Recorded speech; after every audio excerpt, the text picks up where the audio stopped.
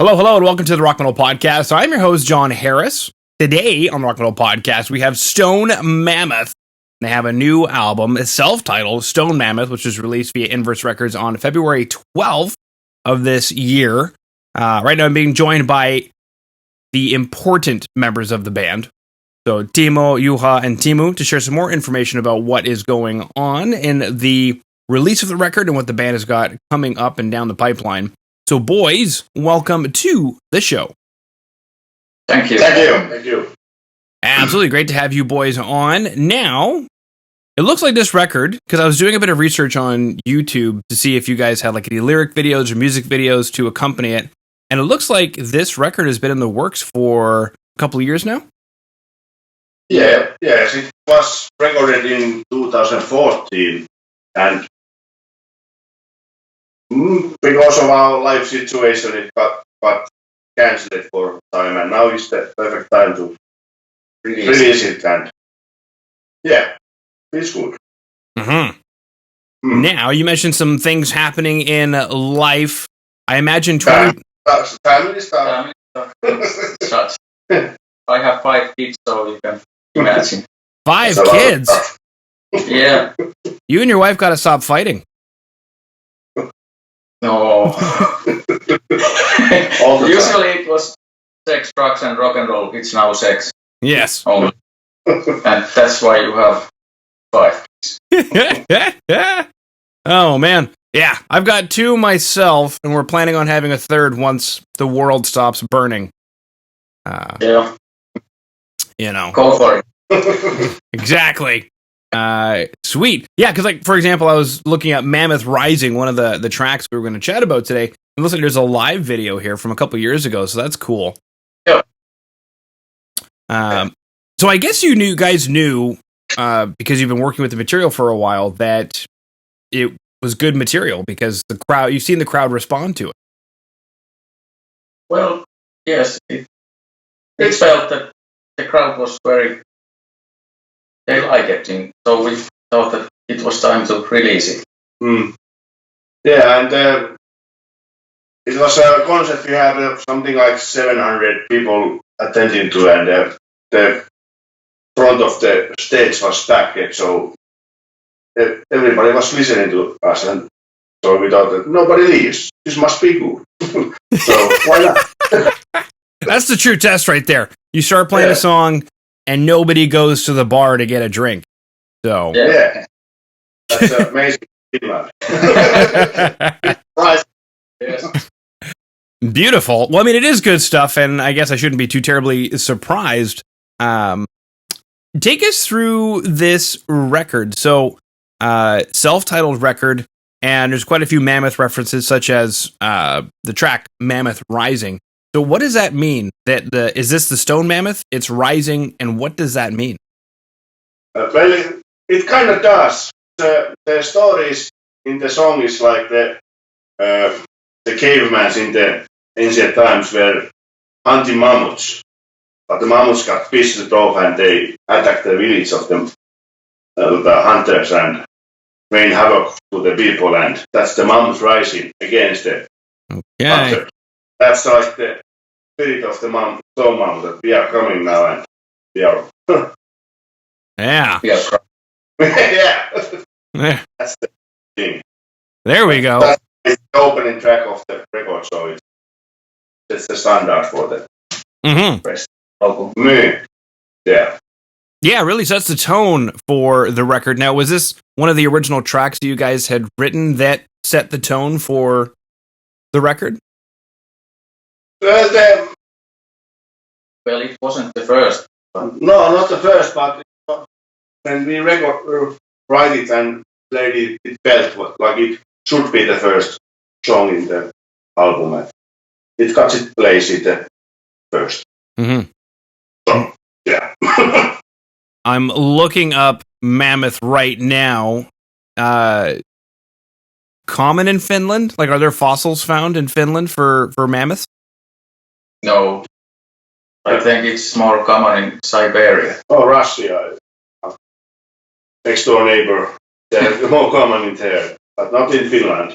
The old next door neighbor. Yeah. I hear things are going well these days between the neighbors. Well, these days, yes. Wasn't always so. We will still remember. I don't know. I think we do. Everybody does. Yeah. I was curious because I know mammoths are found in Siberia, but I didn't know if like maybe you go far enough north in Finland.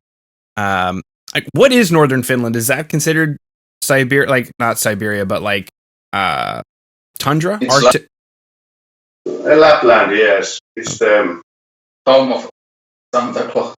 yeah. The northern Finland is so basically half of the Finland is north of Finland. From the city of Oulu up Fosford and Lapland. And rest of this something. But it's very cold here in the other parts of Finland too.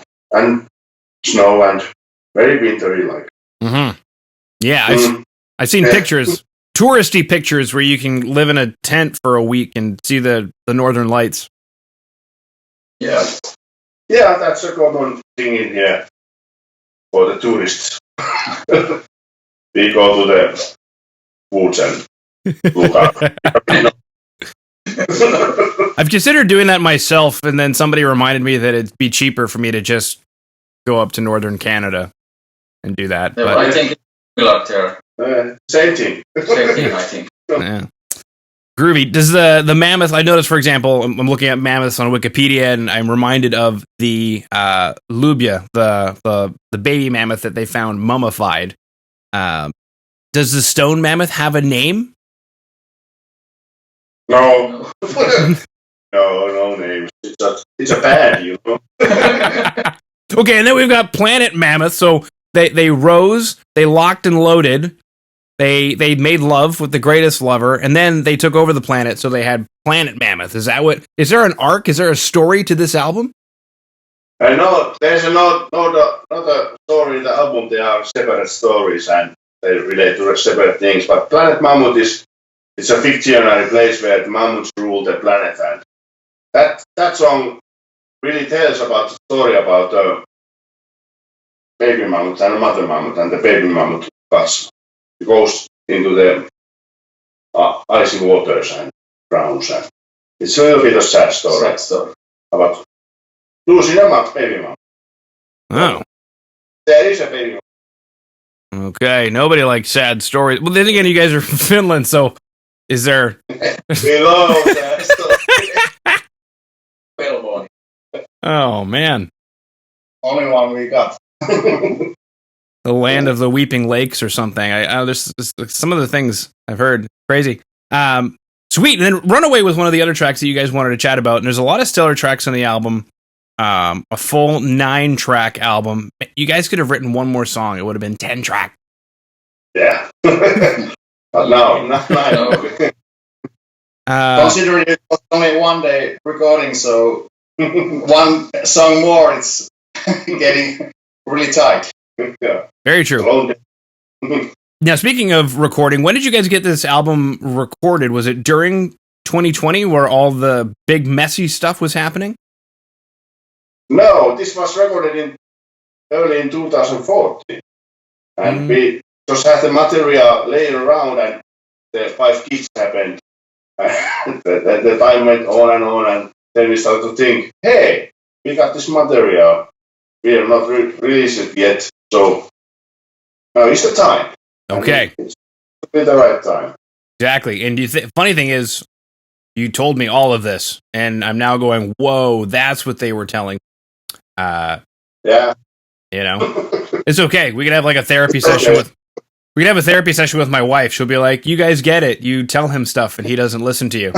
Yeah. Sounds good. Yeah.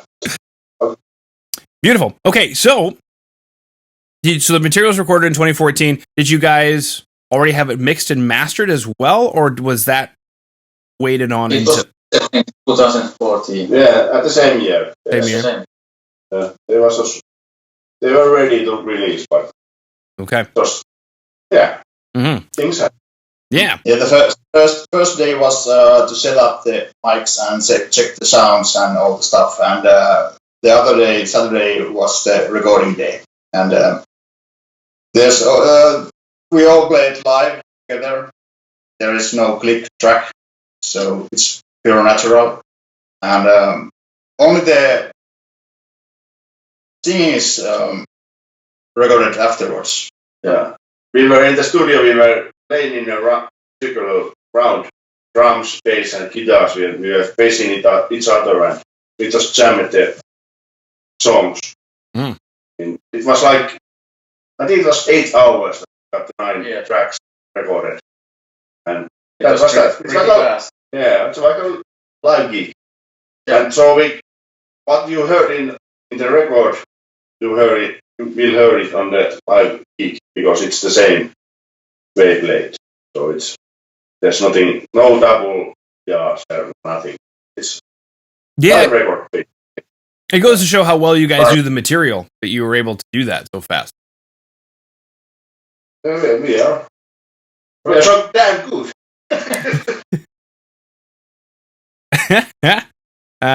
Beautiful. I did have a question loaded. I don't have one anymore. Where did it go? I don't know.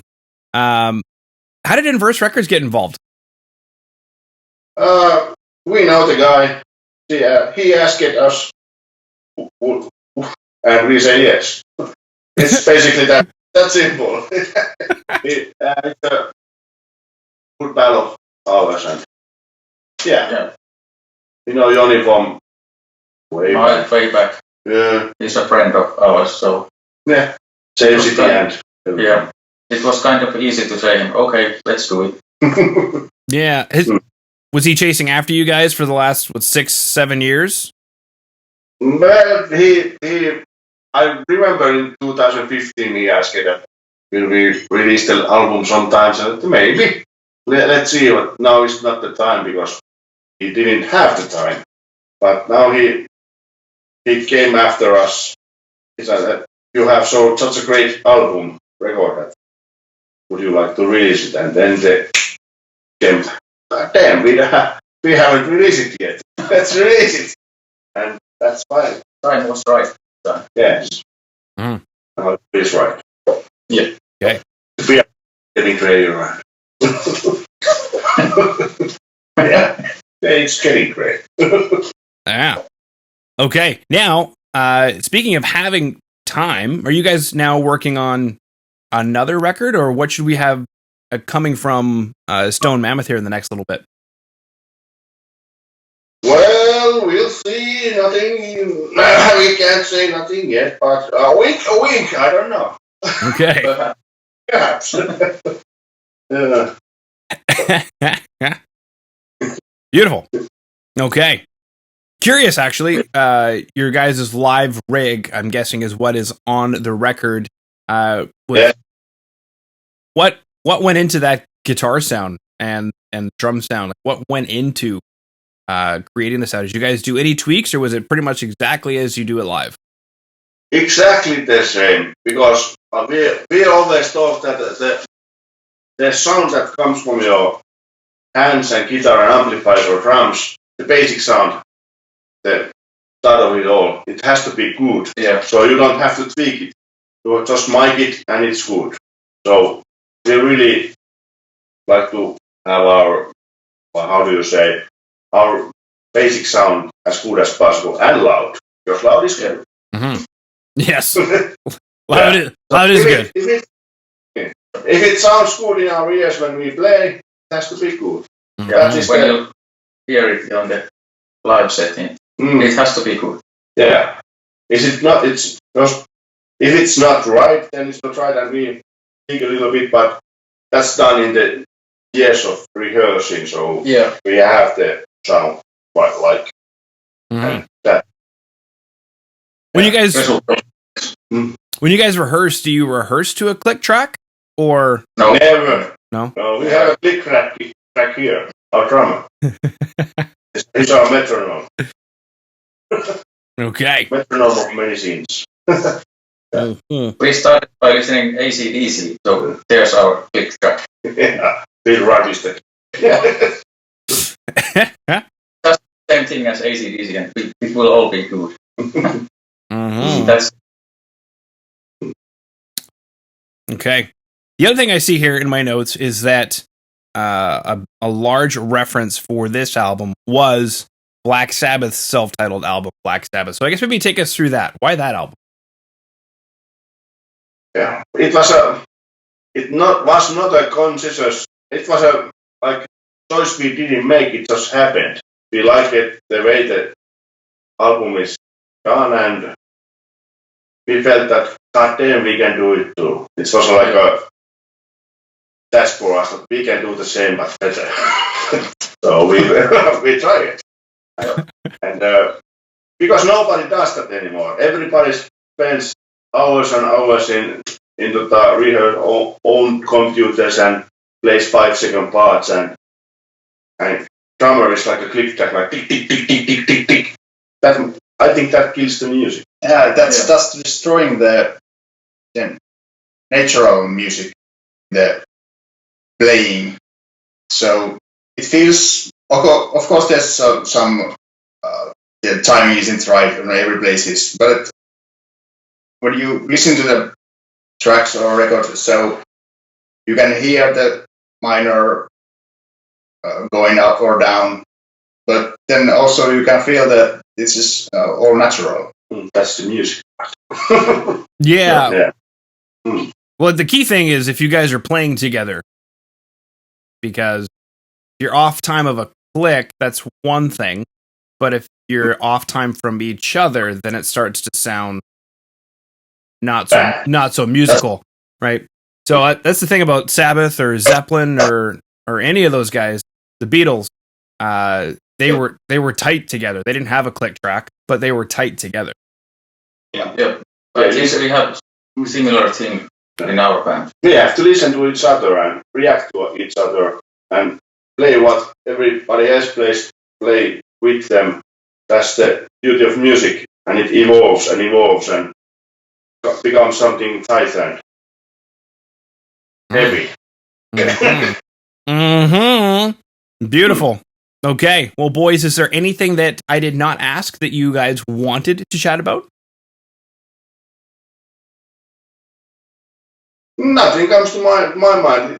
It's a nice thing to talk to you. Yeah. So, it's a great opportunity. Yeah. No great things about.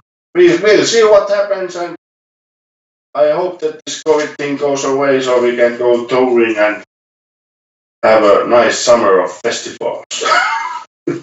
Yeah. How's that looking so far in Finland? Are you guys opening up the economy yet, or? No, not yet. I think that summer festivals are cancelled, Maybe. most of them. Yeah. Perhaps in July or August, perhaps. Okay. But it doesn't seem good yet. But that's the situation. Depends if it works or something like that. Yeah.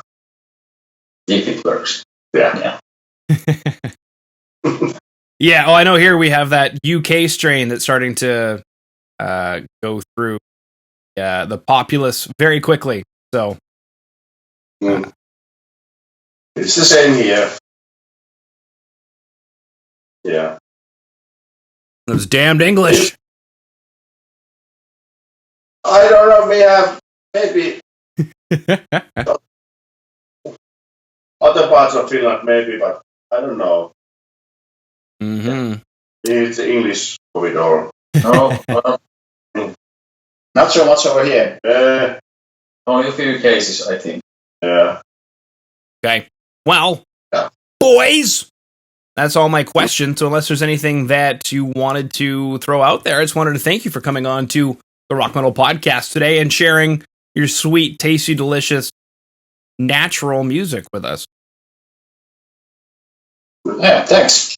Yeah, enjoy Stone Mammoth as much as possible. It's made for listening. Listen to it. Yeah, damn it. Yeah. But thank you for this opportunity. So it was a nice talk. Yeah. Groovy. All hits.